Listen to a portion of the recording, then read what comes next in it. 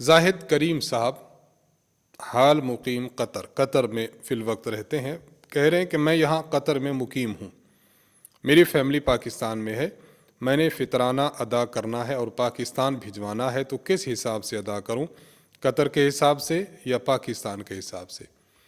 آپ چونکہ قطر میں موجود ہیں اور آپ نے اپنا فطرانہ بھجوانا ہے پاکستان میں، تو گندم، جو، کشمش، کھجور، ان چیزوں کے حساب جو آپ نے کرنا ہے تو وہ حساب آپ کریں گے قطر کے ریٹ کے مطابق، یعنی نرخ آپ نے فطرانہ میں جو دیکھنا ہے وہ پاکستان کا نہیں دیکھنا، قطر کا دیکھنا ہے۔ چنانچہ آپ نے جو اپنا ذاتی فطرانہ دینا ہے، یعنی اپنی ذات کا، وہ بھی قطر کے اعتبار سے دینا ہے،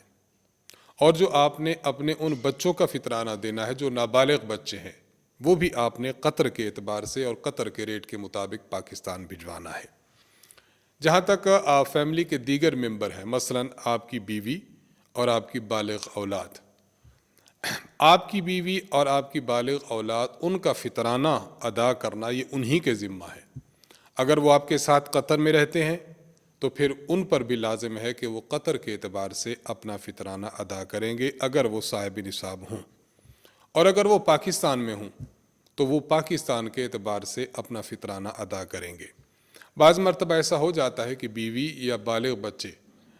وہ صاحب نصاب ہوتے ہیں اور ان پر فطرانہ دینا ضروری ہوتا ہے، وہ مثلا آپ کو کہہ دیتے ہیں،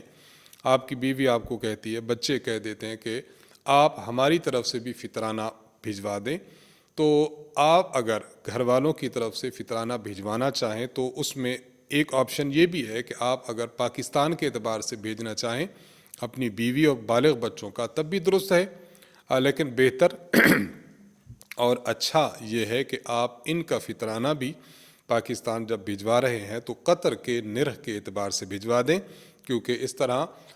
غریبوں کا نفع زیادہ ہے، غرباء کو رقم زیادہ مل جائے گی۔ تو اس تفصیل کے مطابق بیرون ملک رہنے والے احباب اپنا فطرانہ پاکستان بھجوائیں تو اس تفصیل کے ساتھ بھجوائیں۔